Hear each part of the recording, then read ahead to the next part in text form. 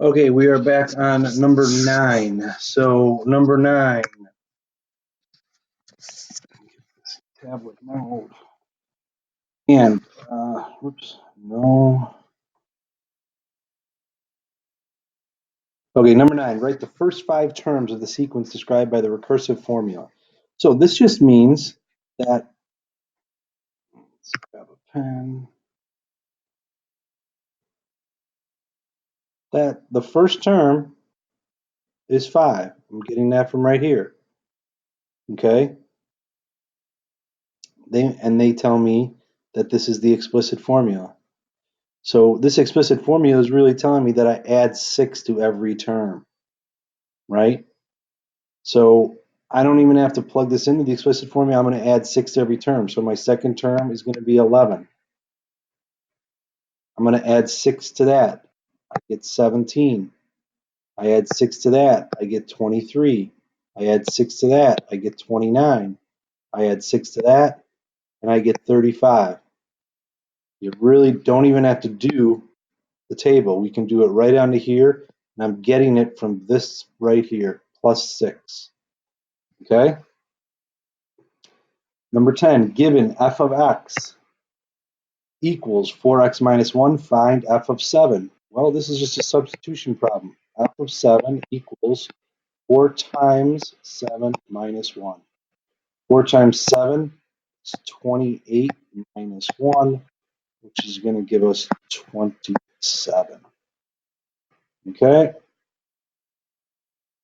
Okay, we got a couple more problems. Identify the following sequences, arithmetic, geometric, or neither. Show your work, write a brief explanation. So let's try and figure out this sequence. When I'm going from 6, let's get a skinny pen.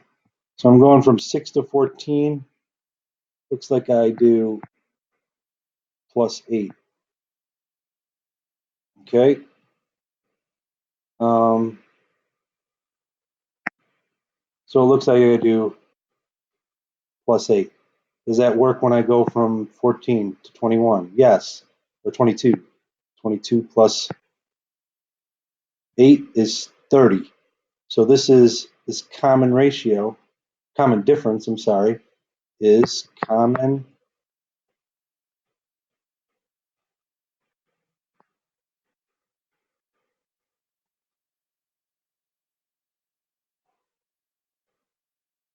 difference equals plus 8. So this one is going to be arithmetic. Okay? Once again, apologize for the small amount of room here, but we'll get through it. Number 12, what's this sequence? So looks like I added 3, then I added 4, then I added 5, right? So that's not a common rate. Can I multiply by anything?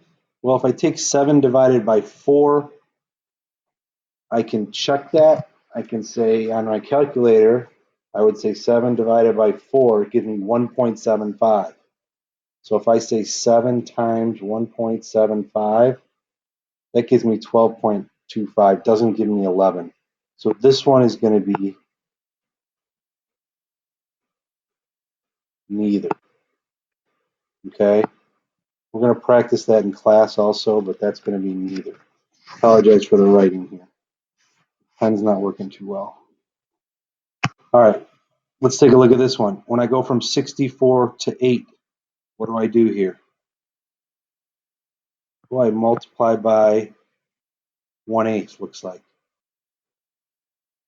8 to 1, multiply by 1/8. I'm going to write this table over. Maybe I can show you easier. So if I was going from 64, 8 to 1, see that's the first term, second term, third term. Well, how do I go from here? I'm going to take this 8. I'm going to say, I'm going to do some side work over here. 8 divided by 64. When I put it in my calculator, I get 1/8. Okay? So I know that this is going to be 64 times 1/8 equals 8. Well, what's 8 times 1/8. It's 1. 8 over 1, whoops, times 1 over 8 equals 8 over 8, which equals 1. So this is the common ratio. So I would say this is geometric. If you wanted to write common ratio equals 1/8. Okay, I'm going to write a table for this guy over here. So we got 4, 12, 48, 240. So, whoops, 4, 12, 48, and 240. So I know I could add 8. Don't know why that's erasing all the time here, but so I could add 8. That doesn't work. If I multiply this by 3, going from 4 to 12, I can multiply by 3. But 3 times 12 is not 48. So this one is going to be a neither. If you can't get a pattern adding or subtracting or multiplying or dividing, it's neither. So this one is neither and this one is neither. Okay, so let's look at 15 before we run out of time. Write the recursive and explicit formulas. So I'm going to put it in a table because I like using a table. First term is 37. Second term is 32. Third term is 27. Fourth term is 22. It's going down, but it looks like it's going down by -5. So it's arithmetic, okay? And the common difference right here is -5.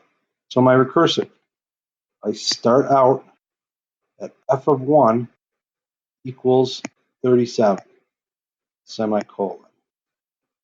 F of x equals f of x minus 1 minus 5. Okay?